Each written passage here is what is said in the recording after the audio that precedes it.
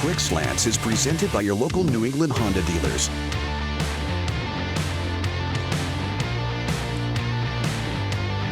What is up?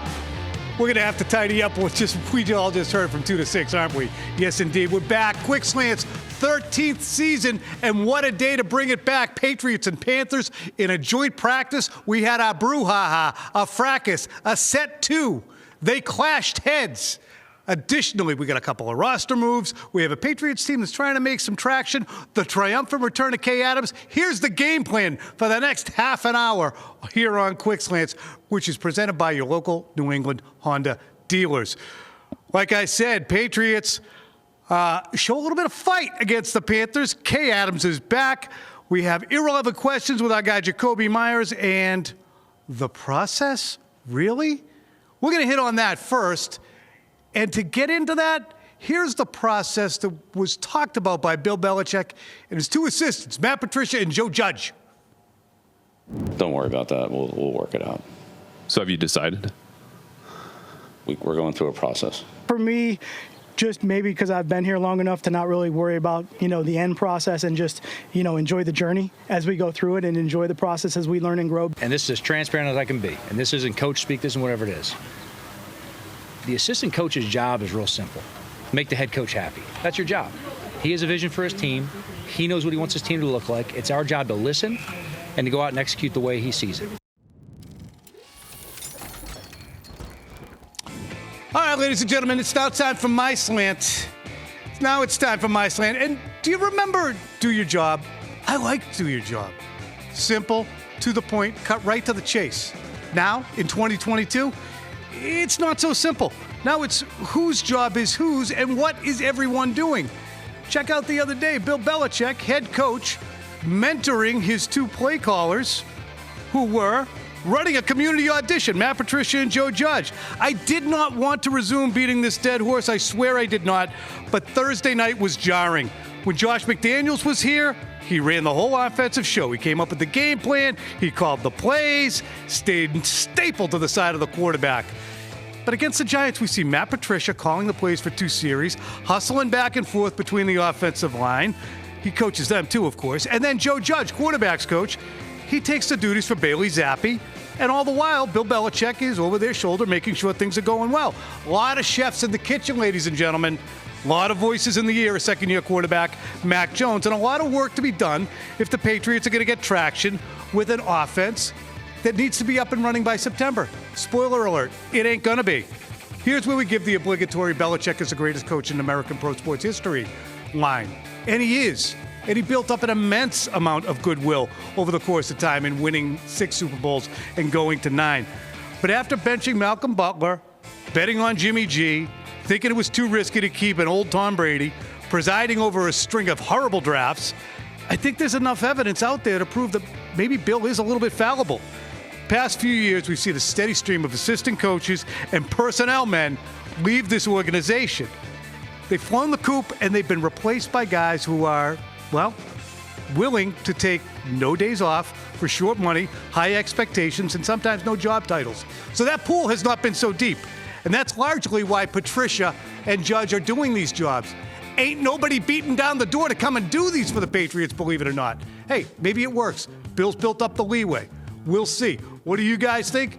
Here's the poll I put out today, brought to you by Shaw's. It's, of course, the Quick Slants Twitter poll. The Patriots' process for calling plays remains murky. The scheme switch is coming slowly. In the end, what do you think it's going to add up to? It's going to be awesome. 7.3% of you. This did surprise me, though.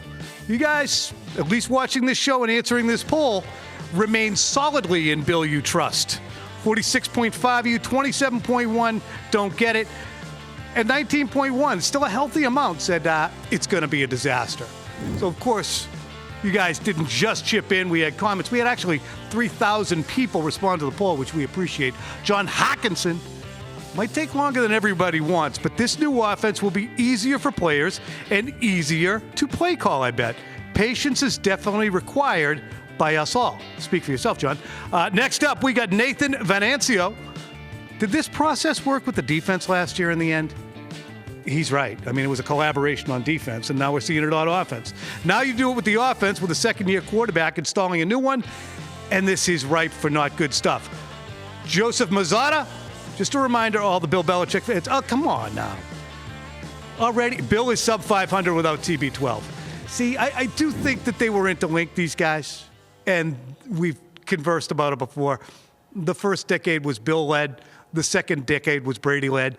There is upside to what the Patriots are trying to do in changing their offense. Absolutely. We saw some of that today against the Carolina Panthers. It was interesting to watch some of this stretch and Shanahan offense start to take root and show some positive, productive plays, which last week were few and far between. But again, to reiterate what I said at the top, they're doing it in an unbelievably unconventional way in the wake of the best OC, perhaps in Patriots history, flying the coop. All right, I alluded to the practices with the Carolina Panthers. We had risers and we had fallers, and we've got a lot of them.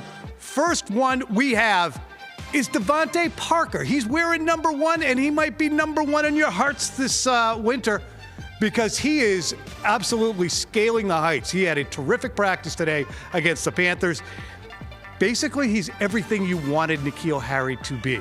He fits the suit, and he actually flies in the suit. A couple of high-point catches. I asked him today about 50-50 balls. He says, to me, they're actually 80-20 balls. All right, next up we got the cornerbacks. A fleet of them made excellent plays. The cornerbacks led by Jalen Mills, but followed up by Jack Jones, Marcus Jones, Jonathan Jones. The whole group of them were outstanding today against the Carolina Panthers in lockdown situations individually. I thought it was really their best practice, and we've seen them have success against the Patriots offense in the first week or so of camp. But to see them come out against Carolina and really make it look sloppy for the Panthers, Baker Mayfield and Sam Darnold, gives you an indication that these guys are headed in the right direction, which is eye-opening. Last up, it's the man who Bill Belichick said is one of the best defensive linemen in football. It's Devon Godshaw. Had a terrific day up front. So did Dietrich Wise, meanwhile, up front for the Patriots. So those two players up front really making a difference for what we saw last week was a faster group. So for all the concerns we have expressed about the offense so far, defensively, a lot to hang your hat on. But we also have some fallers to discuss. And this one really breaks my heart because it's a guy who I have remained solidly in the corner of. It's Kendrick Bourne. Yeah, Kendrick Bourne has been quiet in this camp, and I chalk that up to him just, not being in the system right now where they're calling his number. But today, early in the practice, he was bounced out of the lineup by Bill Belichick for what appeared to be like an equipment infraction that was flagged by an official. Belichick gave him an earful on his way to the sideline. He comes back, maybe a half hour later, a fracas ensues, which we will get into. Kendrick Bourne throws a punch. He gets ejected from practice. So overall, not that great. Next up, Isaiah Wynn. He takes an L. He still is not at practice. He did not play in last weekend's preseason game. Isaiah Wynn has been flipped to right tackle. It's the last year of his rookie contract. He's a $10 million player. Patriots need him out there. Isaiah Wynn has not been there. And we'll see if he's out there this week because they need him out there, taking up an immense amount of salary cap space against the Patriots cap this year. Lastly, this is two fallers, and they have fallen onto IR. Jawan Williams and Malcolm Butler, both cornerbacks, as you know, with both of them. For Jawan Williams, he was probably hanging by a cuticle to his roster spot after being a 2019 second rounder. Has not been playing well, and Thursday was a good example of that. Malcolm Butler, he's been away from practice for a little while now, and, honestly, he was running with some of the deeper guys on this roster, so he had already been passed a little bit by some of the players who the Patriots drafted. Maybe not a huge shock. He wasn't even in football last year, but we'll see if he is out for the season. Can't fight in the game, can't do it at practice. As competitive as it is, we got to play within the rules, and we got to be disciplined, and we got to go out there and do our jobs. And fighting is not a part of our job. So, like I said, we can't do it in the game, and we can't do it in practice. Okay. I mean, this is the great Kay Adams, who, of course, was with us in the heyday, She went to Good Morning Football. She's back now. It's uncomfortable to see a fight like that. That would never happen with us, would it? I mean, it's never happened. We're a lot like Bill Belichick talking about him and Matt Rule. We're football guys. We have a lot in common. We really love the game of football. You and I never fought ever, except that one time, Tom. Yeah. I think I remember it. Here it is. Look. See? Clearly you leaned into it.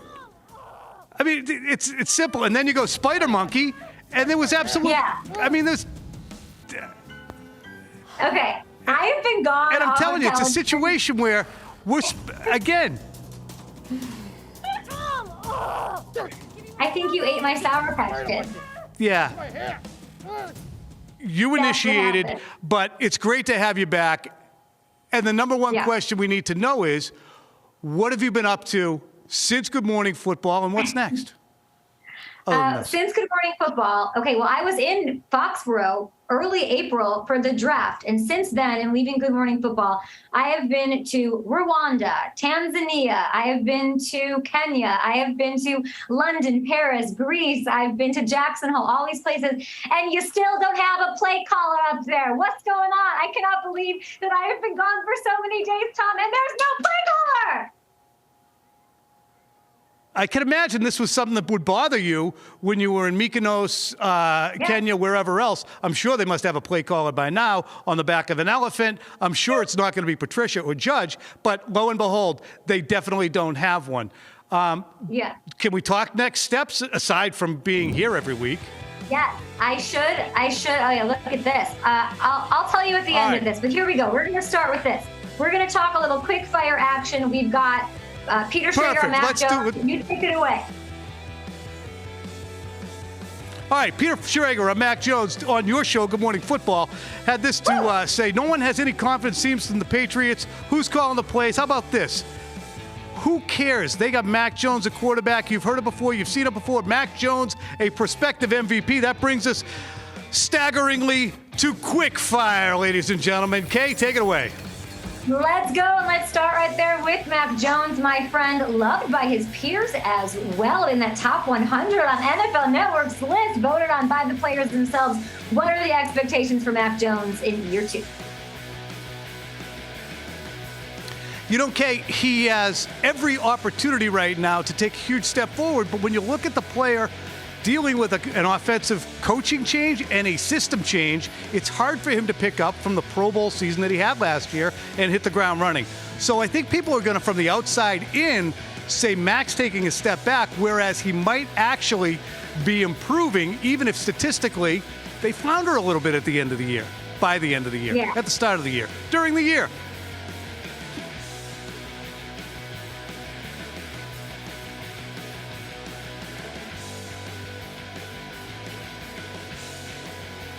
Brady? It's been a while since he was a Patriot. He's still been rent-free in your head. What do you got?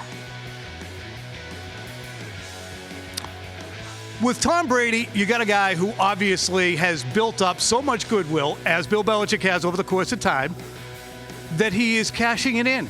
And if the Tampa Bay Buccaneers said, I don't care what you need, Tom, to come back, we'll give it to you, well, then I think that he said, how about the end of August off?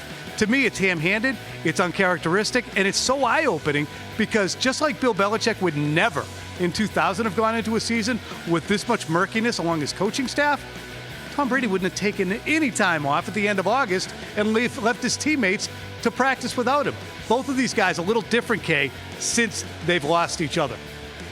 It's true. Now, let's talk about a quarterback, an expat that has always had a little place in my heart. Jimmy Garoppolo. He's looking for a home. What's the best spot? To me, Zach Wilson and the Jets are going to be reunited. It's going to be apparently a successful surgery that he underwent on his knee after suffering an injury last Thursday. Best landing spot has to be Cleveland. I mean, it really does. Deshaun Watson right now, and it's a cash problem too. Understand that. But to me, Cleveland seems the most reasonable spot. Even if Zach Wilson were down, Joe Flacco has actually gained so much trust with that organization. I don't know if the Jets would want to go with Jimmy G, but it's so stunning to see this fall, isn't it, Kay, for Jimmy? All right, we got to keep this one fire quick, buddy, this last one. We love Jimmy. I'm worried about Mike Giardi, our former friend, and the restraining order that Jimmy G has on him if he comes back to the division. But you're calling the shots here in quick fire, Tom. Last one, Buffalo or bust. Are the Bills the team to beat? I have to get a Giardi shot in there. Team to beat in the AFC. They absolutely are the team to beat in the AFC. And if you look at the way it's stacked up in the AFC East, Buffalo head and shoulders. Then I would think, Kay, it might be the Miami Dolphins, the way the Patriots are going through their fits and starts, should we say. And they open up, of course, in early September against each other. So, Kay, fill me in a little bit more. What are you up to going forward? You have full plans other than being with us every single week? Please, please, please. I've told you many times throughout the years that Quick Slants was my favorite job. And I have such ambiance here where I am with these hangers. It's such a beautiful place I am. I will have me back whenever you want. I will do it. I'll formally announce here I will be the play caller for the New England Patriots. That was Bill Belichick's master plan. He's going to have me come up there. I'm going to live in Foxborough by the Dairy Queen and that Dunkin' Donuts by the firehouse. And I'm going to be the play caller for the New England Patriots. That's the breaking news here. Well, that's the funny thing about this is I'm not ruling it out, Kay. At this juncture, I'm not ruling it out. Community auditions, let's bring them all in. Let's bring Schrager. Let's bring Kyle Brandt. Let's bring them all. Jason McCourty, he's on the staff now. Bring him down from Good Morning Football. The whole group can make some play calls. Growth potential. Brought to you, as they said, by Dr. Matthew Lopresti, 1-800-GET-HAIR. Here's a guy who's not going to have to ring up the good doctor anytime soon. Jakobi Meyers, he's been letting his hair hang out.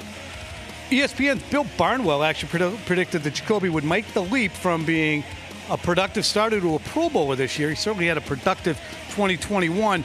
And we got a chance to sit down with our guy this week. One of the fun, really fun guys on this team. Enjoy. You know, it's funny. I don't know if a lot of people know this. They know you can throw, but they don't know how good a baseball player you are. That's back in the day. Yeah. I was decent. I was solid. You were an 8th grader playing varsity, is that correct? Yeah, I was. In Georgia? Mm-hmm. Okay, and that's like a double-A team up here. Yeah, they take you pretty serious down there. Yeah. What position did you play? I played short and I pitched, and I played a little center. How hard did you throw? 990. That was probably about my 11th grade year, getting up to there. How good were you? You could if you're throwing 90, I'm sure some school would have wanted you. It was solid. I wasn't the best. It just, once I started playing football, baseball kind of just washed out, you know what I mean? Because I played football real late, you know what I mean? I had stopped playing from probably like my 7th grade year, middle school, till I didn't start in college until my senior year of high school. Speaking of secret talents, when you were a rookie, what did you do to entertain when you had to get up and do something for the team? You remember? Oh, I got booed for a couple jokes, for sure. Yeah, that was probably brutal, you know what I mean? They got me out of there quick, you know. You got the hook? Oh, yeah, absolutely. Absolutely. My jokes are terrible. Do you even remember any? Oh, no. Gladly. I had to let those go, flush them. Check this out. How do you catch a unique rabbit? Ooh, how? Unique up on him. Man. Nah, I think that one would have got me booed, too. I'm not going to lie. That probably got me booed. Yeah. Just a couple quick questions about folks in the media who you might have encountered. Mike Reese from ESPN. How far do you think you could throw him? I'll give him about 60. You could throw him 60? I'm joking. Nah, probably he is a smaller guy. Realistically, I'll probably give him 5 yards. Okay. Do you think that Phil Perry, the senator, could post you up and take you down low and score on a little jump hook if you were playing hoop? Nah, absolutely not. Absolutely not. The last thing I wanted to ask about was your tattoos.